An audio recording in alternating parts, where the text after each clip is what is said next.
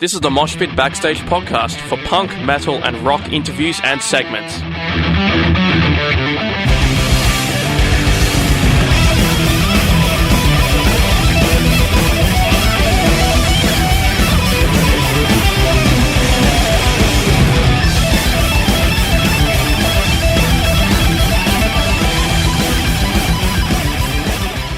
What's cracking? This is JJ Peters from Deez Nuts, and you're listening to Moshpit on Sim.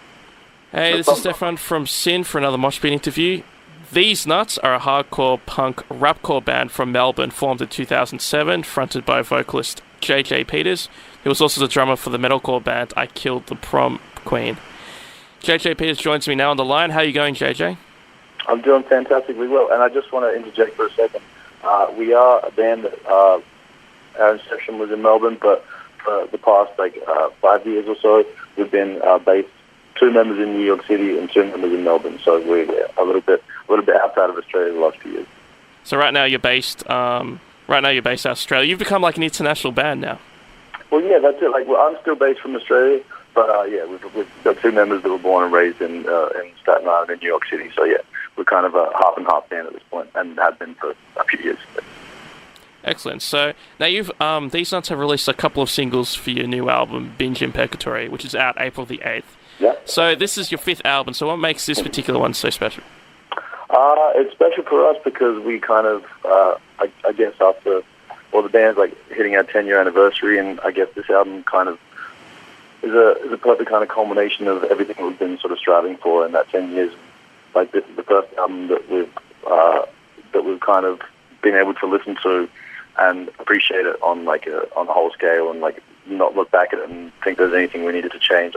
Every track on the album is exactly how we wanted to do it, and we're really excited to just put it out and let people obviously say what they want about it. But we're so proud of it that whether people like it or not, we just want to put it out there. Awesome. Can you tell us about the special guests that are on the album? Yeah, we got our boys Jamie Jasper and Scott Vogel on there. We're in a blessed position where 2 dudes that were idols of ours growing up, and huge musical influences to us. And now good friends of ours that we catch up with regularly and talk to regularly and keep in touch with. And so when we had 2 parts on the album that felt like they needed those 2 particular people on there, I just hit them up with a text and yo, you want to jump on these tracks? They did it within the day and sent them back, and now I've got 2 of my really good friends and 2 of my fucking idols at the same time on an album, killing those 2 songs. So it's pretty fucking cool. Awesome. I saw you guys perform at Unify recently. It was pretty awesome.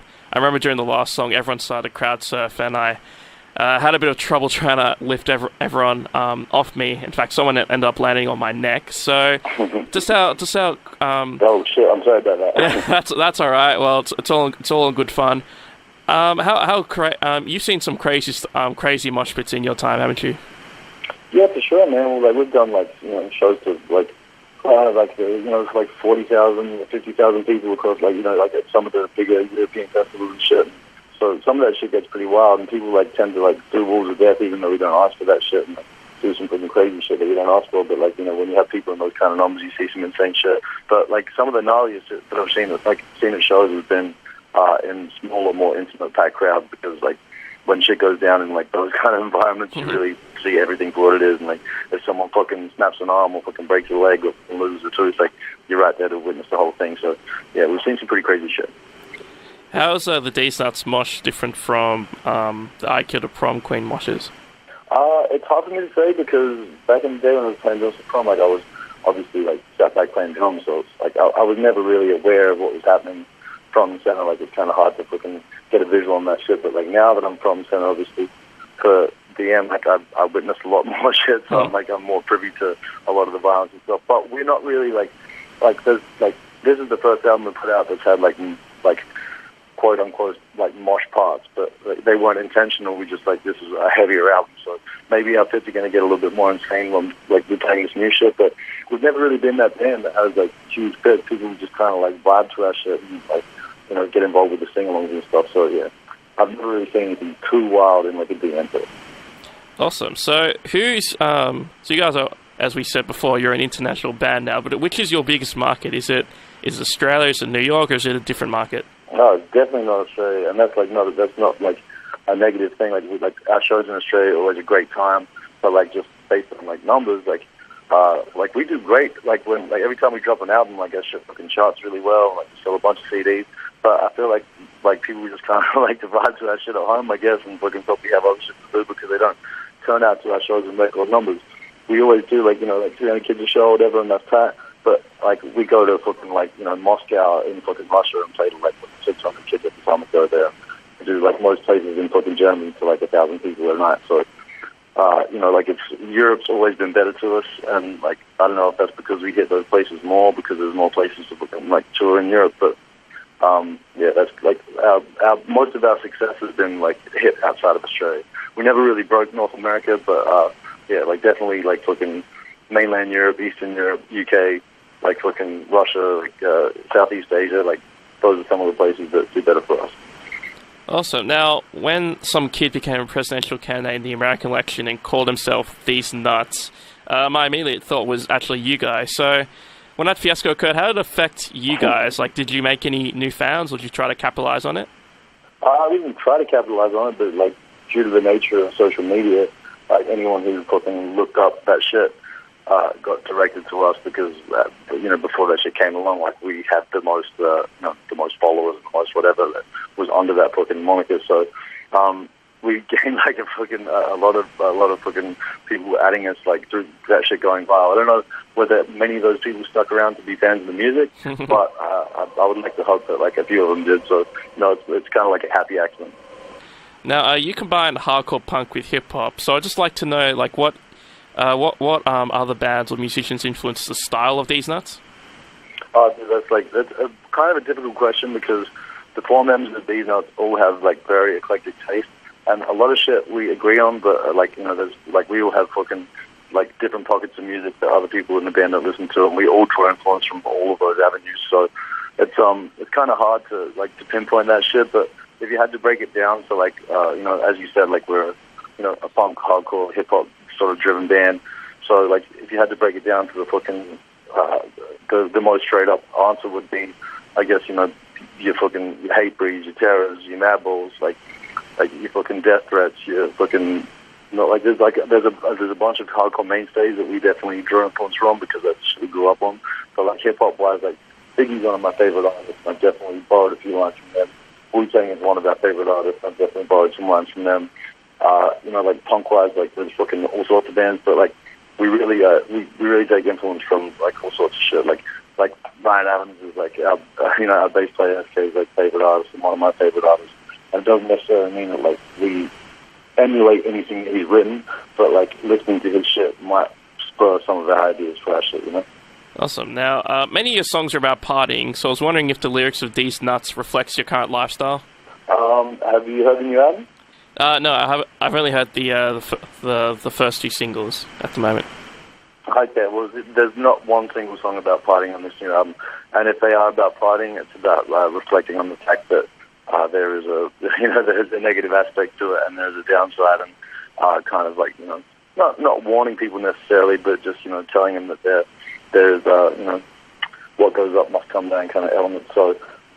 We've definitely covered the topic of partying on a lot of songs, but we're not really that band anymore. We'll always be that band on stage because we do like to have a good time, and we're always going to be like a party band on stage. That's just our vibe. We're just fun-loving dudes. But this album's definitely not a party album. Like it's not a negative album. Like it's definitely an album that you can bump and have a good time to. Many musicians juggle two bands, but you decided that that wasn't an option for you with Deez Nuts and I Killed the Prom Queen?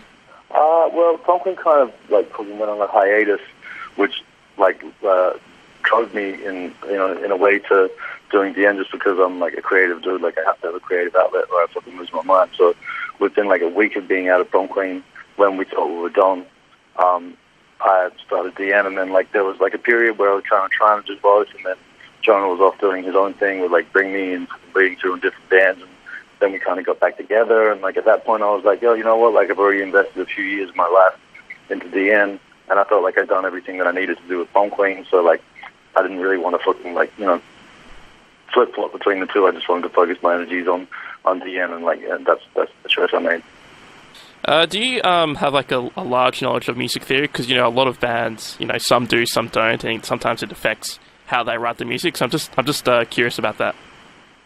Do I have a large what, sorry? A large, like, music education, knowledge of music theory? No, not at all. No, all of my, like, I'm like a self-taught musician. I've never done a fucking day of, like, you know, like, I can't read music, like, I've never been taught to play an instrument. I literally taught myself to play drums, and then I played in Prom Queen, and then when that finished, I taught myself to play guitar and bass in order to do the first 3 releases that the end did. I basically, like, I've learned how to play instruments out of necessity, because that's the only way that I could, you know, get the songs that were in my head, like, onto fucking record. So yeah, I have no, like, classical training in any of that shit, and I don't consider myself a fucking brilliant guitarist or bass player or whatever. Like, I can play drums, like, pretty damn well, but yeah, I have no classical training, and I just, like, taught myself to do that shit. And you know, I can listen to a song and play it by ear just from fucking working it out. It's kind of just a trial and error, and you kind of work it out along the way. In a way, being able to play by ear is more important than music theory, though, anyway, isn't it? For me, it has been. Like, I know everything was different for different people. Like, I've seen some amazing drummers that can just put down sheet music and play to that shit, and that blows my fucking mind. But I also think that breaks it down to, like, a more of, like, a mathematical level where you're just, like, reading an equation and then just fucking, like, you know, putting that into your fucking, you know, physical act of playing it. Like, I kind of like the fact that I can listen to a song, and if I fucking spend a couple of minutes working it out, I can work out how to play that shit. And that's kind of cool to me. Is it more exhausting to, I guess, do like a death growl, or is it more tiring to rap with Deez Nuts? I've never done a death growl in my life. I wouldn't even know where to fucking start. I just vocally, like, when we did the first EP, I just fucking, like, however that shit came out was just how it came out. Like, I didn't really, like, have any approach to it. I had no fucking prior experience. I knew that I wanted to sound a certain way. I kind of, like, drew influence from, you know, Freddie Madball and Skinhead Rob, and I was like, I just wanted to be, like, rappy, but fucking, you know, have a hard edge to it, and so I just kind of did it, and then, like, you know, obviously, you know, 10 years down the track, I've kind of developed my own style of singing and, you know, whatever you want to call it, fucking yell rapping, whatever the fuck, but, like, yeah, like, it's like, I don't have any training in death growls, and I don't have any training in, like, I don't have a sustained scream. Like, I've just kind of, like, developed my own style of kind of rapping with a fucking, you know, hard edge to it. Deez Nuts' 5th album, Binge Purgatory, is out April the 8th. JJ Peters, do you have a message for the Australian fans? Yeah, I just want to tell everyone, like, especially anyone who's checked us out before, like, I really appreciate your support. We would love for you to check out the new album and continue supporting it. If you haven't checked us out before and listened to this shit or reading this shit, like, this is like an album for us that I think is going to appeal to more people. So don't let the name fool you and, like, you know, think it's some dumb shit if you've never checked it out. Give this album a chance. The worst thing that's going to happen is you don't like it and you never have to listen to it again, but you might discover something you really fucking truly can vibe to and fucking enjoy. So, yeah, just give it a shot.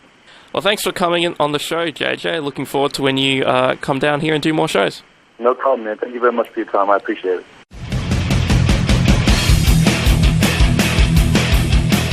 Thanks for listening to the Moshpit Backstage podcast. You can subscribe to us on iTunes and Omni. To find out more about the show, go to www.syn.org.au/moshpit. Like us on Facebook at facebook.com/moshpitonsyn, and follow us on Twitter and Instagram at moshpitsyn. The regular Moshpit radio show broadcasts punk, rock and metal tunes and interviews every Thursday nights on Syn 9.7 on FM and digital radios. Listeners outside of Melbourne, Australia can stream Syn 9.7 online at www.syn.org.au. Thanks to Vintage Ruin for the music. Hi, this is Tomato from Flashgun Apocalypse. Hi, I'm Enid from Girls Go.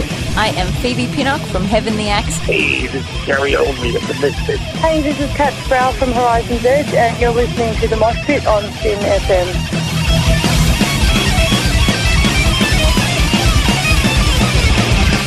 Hi, this is Einar from Leopard. Hi, I'm Virginia Lilly from the band Lily. This is Raul from 1349. Hey, what's up, everybody? This is Ali from Uberhead.